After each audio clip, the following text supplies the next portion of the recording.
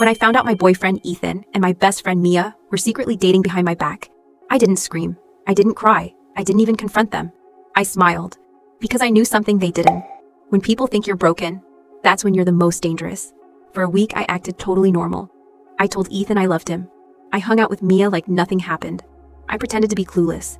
And they believed every second of it. Why? Because guilty people want to believe lies that make their life easier. But I wasn't planning peace. I was planning demolition. Mia always bragged about being private, but she always left her phone face up. One day at brunch, she went to the restroom and her phone lit up. A message from Ethan. She still doesn't know. I'll come over after she falls asleep. I hit record on my phone's voice memos, opened her phone, and read 5 months worth of messages.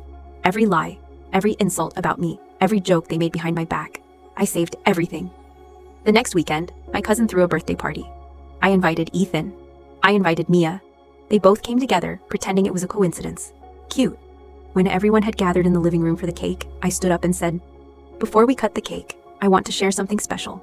I connected my phone to the Bluetooth speaker and pressed play. The room went silent when their messages started reading out loud. She's so clueless. I'll tell her when I'm ready. She's too boring to notice anything. Don't worry, we'll be together soon. Everyone heard it. Their faces turned white. Mia dropped her drink.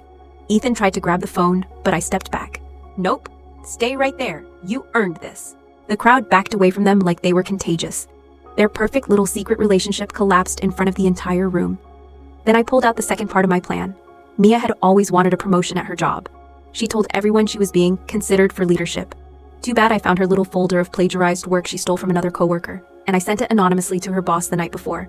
While she stood there shaking, her phone buzzed. She checked it, and her face dropped even further. Fired, on the spot. Ethan looked at her like she was ruining his life. And that's when I gave him his parting gift.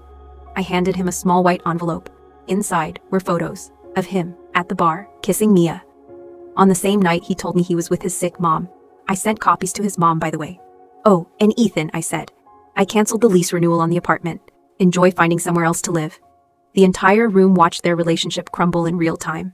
Not because I yelled, but because I let their truth destroy them. I walked out as they argued, blamed each other, and tried desperately to fix the mess they created. And for the first time in months, I felt free.